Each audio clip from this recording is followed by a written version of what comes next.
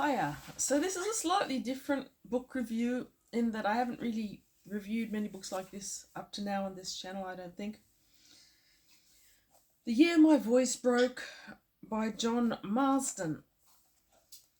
Now, it's different in a few ways. It's a kid's book, and I read quite a lot of kids' books, but I don't know that I've reviewed any. John Marsden is an Australian author. I don't think I've reviewed many Australian authors here yet. And it's a very, very Australian book. So it's a trifecta of things I haven't really addressed here yet, I don't think, though I do read a lot in all of those genres. So for those who aren't familiar with John Marsden, he wrote a very successful young adult dystopian series, starting with the book Tomorrow When the War Began. It got filmed, and the filmed version was pretty good as well. I think he wrote several books in that series, but he also writes a lot for younger children, and this I think is very much a younger child book.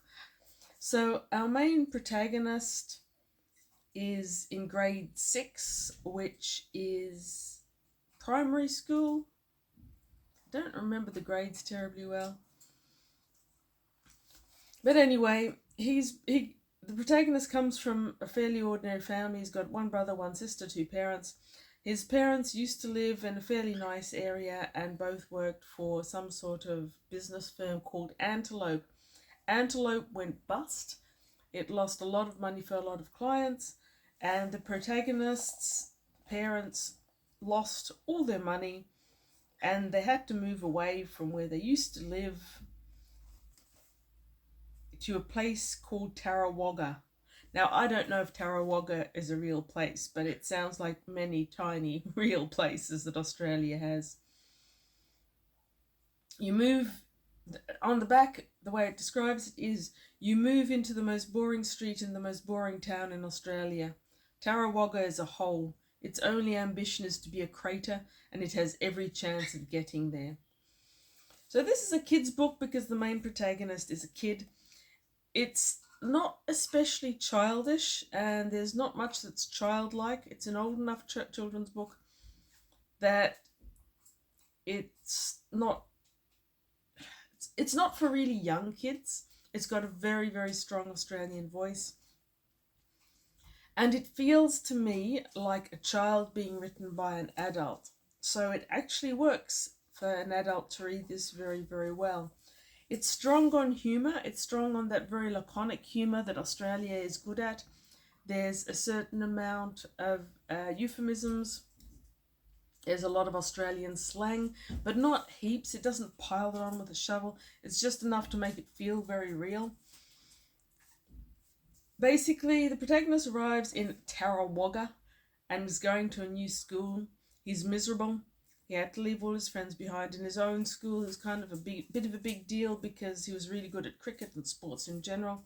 He arrives here, no one knows him, and he gets the unenviable experience of starting a school term late, so everyone's already in their cliques and he's just wandering around miserable. Because he's wandering around miserable, he does what my aunt used to call cutting off your nose to spite your face. Boy, did I hate that term. I loathe it. But it really represents well what this guy does.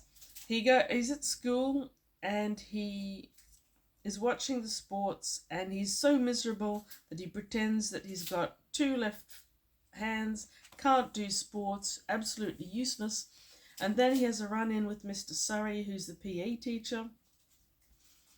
And he totally sets himself up to be that geeky kid that knows nothing about sports.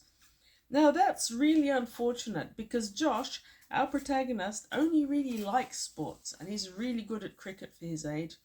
And he's set himself up in such a way that he can't participate in the things that he loves, and he actually can't make any friends that are on the same page as him.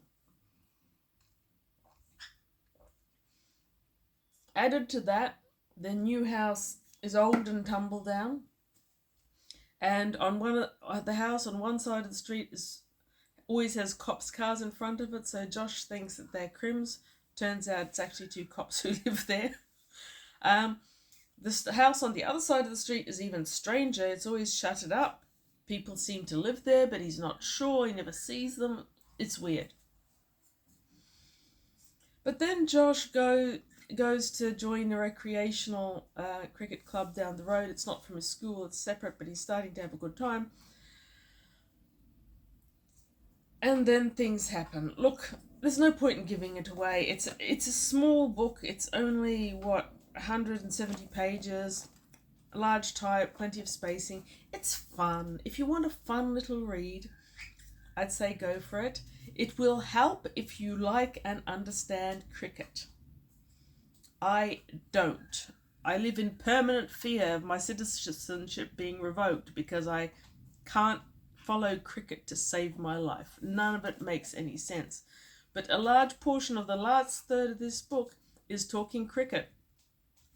Because the way Josh ends up bonding and making friends and getting along with people in the school is by joining the cricket team. Their cricket team is bad and has no chance of ever winning.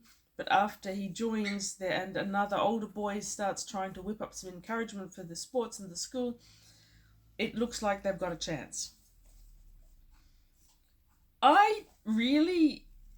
It's funny. I enjoyed this book no end. I like the characters. I like the interactions.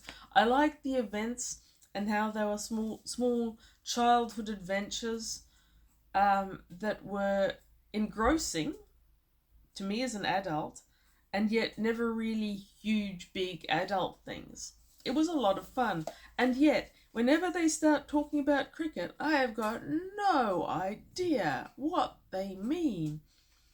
I can't even understand the rating system. Listen to this. My batting average was 70.6 and I had 17 wickets at 11.8. I even got 2 Saturday afternoon games in under 16s, and they were short of a player. And I swear to God, is that even English? I don't know. But despite the mysterious cricket conversations, I did still enjoy this book a great deal. It was a short read for me. It was like a short story more than a full novel. But the humour in it is marvellous. It's really Australian, laconic, laid back, fun. And John Marsden is an excellent author. I've never read anything by him that wasn't very enjoyable to read. So, for example, he's helping with little kids a lot. They did crack me up sometimes with the stuff they said. One very serious little guy called Franklin came up to me one day and pointed at a boy called Marley and said, "Josh, Marley just said the F word." I was pretty shocked, but I said to him, "You better tell me exactly what he said, Franklin." "He told me I was an idiot."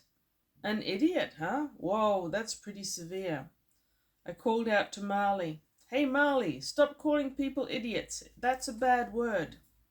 But what I really wanted to say to Franklin was, "Kid, you've got a serious spelling problem." But I didn't think that was such a good idea. Then, the very next day, a girl called Kitty came up just like Franklin had and whispered, "Josh, Rachel just said the R word." I went through all the rude words I could think of, and not one of them started with R. So I had to ask her, "Kitty, what's the R word?" Thinking, now I need a 5-year-old to teach me how to swear? She looked around to make sure no one was listening because obviously the word was so toxic she couldn't risk other kids being exposed to it. Then she whispered, "Ass." She definitely had a spelling problem. How can you not love this book, even if it does insist on telling me about cricket?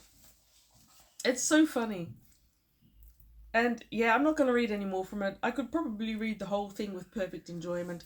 I didn't quite laugh out loud, but I certainly smiled a lot. This is a light-hearted book, and even if you're not a kid or if you're not reading it to a kid, if you want something that's going to be a bit of fun, a bit enjoyable, it's going to make you happy, I thoroughly recommend John Marsden, The Year My Life Broke. And yes, I do get the reference. Thanks, John Marsden. It was a great, fun read.